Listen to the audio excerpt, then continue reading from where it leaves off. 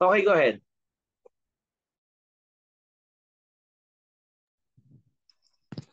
Hello po. Rinig na po, sir.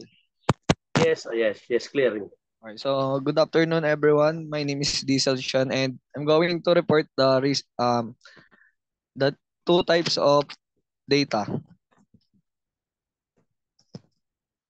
So first, research method. Both methods have distinctive properties and data collection method. The two types of method is first is the quantitative methods. So quantitative methods deal with numbers and measurable forms. It uses a systematic way of investigating events or data. It answers questions to justify relationships with measurable variables to either explain, predict, or control a phenomenon. The second type of data is qualitative methods. So qualitative research is a method that collects data using conversational methods, usually open-ended questions. The responses collected are essentially non-numerical. This method helps researchers understand what participants think and why they think in a particular way. So next slide po. So what is quantitative research? Quantitative research is a systematic investigation of phenomena by gathering quantifiable data and performing statistical, mathematical, or computational techniques. Quantitative research collects information from existing and potential customers using sampling methods and sending out online surveys, online polls, and questionnaires. So there are three types of quantitative methods. First is a survey research. So survey research is defined as the process of conducting research. Next slide po. Conducting research using surveys that researchers send to survey respondents. The data collected from surveys is then statistically analyzed to draw meaningfully research conclusions. Survey research is a quantitative research method used for collecting data from a set of respondents. It has been perhaps one of the most used methodologies in the industry for several years due to the multiple benefits and advantage that it has when collecting and analyzing data. Survey research can be derived based on two critical factors: the tool and time involved in conducting research. The three main survey research methods divided based on the medium of conducting survey research. Online survey research is one of the most popular survey research methods today. The cost involved in online survey research is extremely minimal, and the responses gathered are highly accurate. Next is in the phone survey. Research conducted over the telephone can be useful in collecting data from a more extensive section of the target population. There are chances that the money invested in the phone surveys will be higher than other mediums, and the time required will be higher. The third one is the face-to-face research. Conduct face-to-face in-depth interviews in situations where there is a complicated problem to solve. The response rate for this method is the highest, but it can be costly. Based on the time taken, survey research can be classified into two methods. Next slide. The longitudinal survey research involves conducting survey research over a continuum of time and spread across years and decades. The data collected using the survey research method from one time period to another is qualitative or quantitative. Respondent behavior, preference, and attitudes are continuously observed over time to analyze reasons for a change in behavior or preference. For example, suppose a researcher intends to learn about the eating habits of teenagers. In that case, he or she will follow a sample of teenagers over a considerable period to ensure that the collected information is reliable. Often, Cross-sectional survey researchers follows a longitudinal study. Next is the cross-sectional survey research. Researchers conduct a cross-sectional survey to collect insight from a target audience at a particular time interval. This survey research method is implemented in various sectors such as retail, education, healthcare, businesses, and etc. The cross-sectional studies can either be descriptive or analytical. It is quick and helps researchers collect information in a brief period. Researchers rely on the cross-sectional survey research method in situations where descriptive analysis of a subject is required. Next slide. Correlational research is a type of non-experimental research method in which a researcher measures two variables and understands and assesses the statistical relationship between them with no influence from any extraneous variable. In statistical analysis, distinguish between categorical data and numerical data is essential, as categorical data involves distinct categories or labels, while numerical data consists of measurable quantities. The type of correlational research. First is the positive correlation. A positive relationship between two variables is when an increase in one variable leads to a rise in the other variable. A decrease in one variable will see a reduction in the other variable.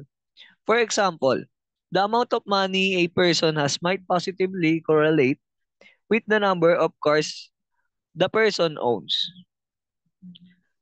2 is the negative correlation. A negative correlation is quite literally the opposite of a positive relationship. If there is an increase in one variable, the second variable will show a decrease and vice versa. The third is the no correlation. There is no correlation between the two variables in this third type. A change in one variable may not necessarily see a difference in the other variable. For example, being a millionaire and happiness are not correlated. An increase in money doesn't lead to happiness. Next slide. So this is the experimental research, also known as true experimentation. This research method relies on a theory. As the name suggests, experimental research is usually based on one or more theories. Theory has to be proven before is merely a supposition in experimental research. An analysis is done around proving and disproving the statement. This research method is used in natural sciences. Traditional research methods are most effective than modern techniques. There can be multiple theories in experimental research. A theory is a statement that can be verified or refuted. After establishing the statement, efforts are made to understand whether it is valid or invalid. This quantitative research method is mainly used in natural or social sciences as various statements must be proved right or wrong. Next slide.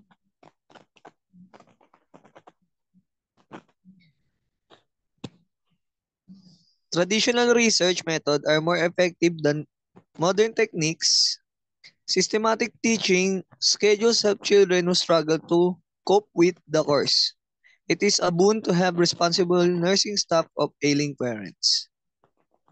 So what is qualitative research? Qualitative research is defined as a market research method that focuses obtaining data through open-ended and conversational communication. This method is about what people think and why they think so. For example, consider a convenience store looking to improve its patronage. A systematic observation includes the more men are visiting this store. One good method to determine why women were not visiting the store is conducting in an depth interview method with potential customers. Next slide.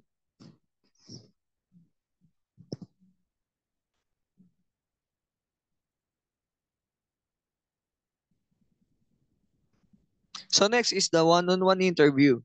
Conducting in-depth interview is one of the most common qualitative research methods. It is a personal interview that is carried out with one respondent at a time. This is purely a conversational method and invites opportunities to get details in depth from the respondent. One of the advantages of this method provides a great opportunity to gather precise data about what people believe and what their motivations are. If the researcher is well experienced, asking the right question can help him or her collect meaningful data. If they should need more if they should need more information, the researchers should ask such follow-up questions that will help them collect more information. The interview can be performed face-to-face or on phone and usually can last between half an hour or 2 hours or even more. When in the in-depth interview is conducted face-to-face, it gives a better opportunity to read the body language of the respondent and match their responses. Next slide. The focus group. A focus group is also one of the commonly used qualitative research method used in data collection. A focus group usually includes a limited number of respondents, usually is 6 to 10 from within your target market.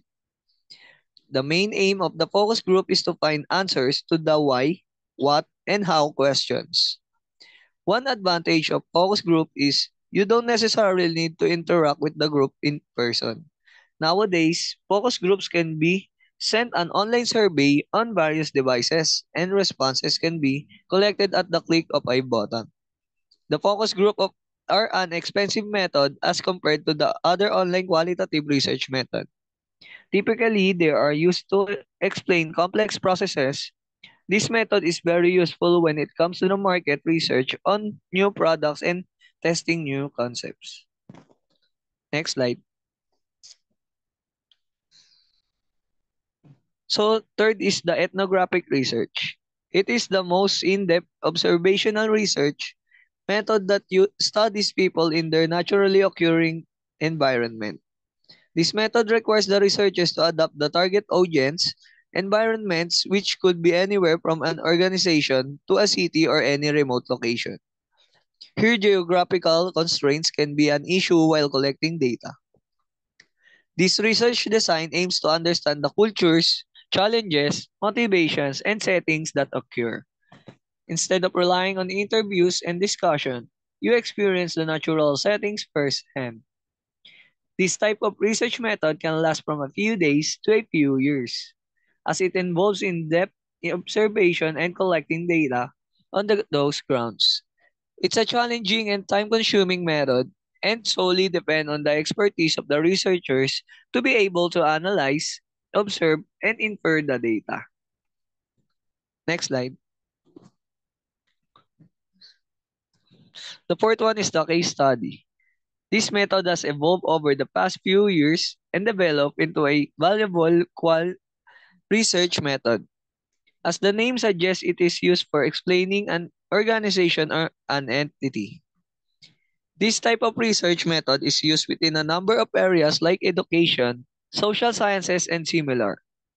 This method may look difficult to operate. However, it is one of the simplest way to conducting a research as it involves a deep dive and thorough understanding of the data collection methods and inferring the data.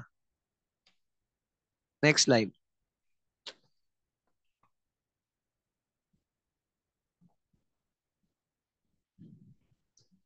Next slide, please. The fifth one is the record keeping. This method makes use of the already existing reliable documents and similar sources of information as the data source. This data can be used in new research. This is similar to going to a library. One can go over books and other references, materials to collect relevant data that can likely be used in the research. Next slide. Last is the process of observation.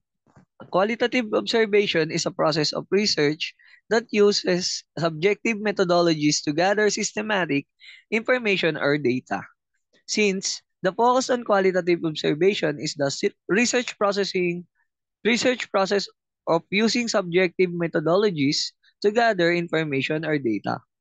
A qualitative observation is primarily used to equate quality differences.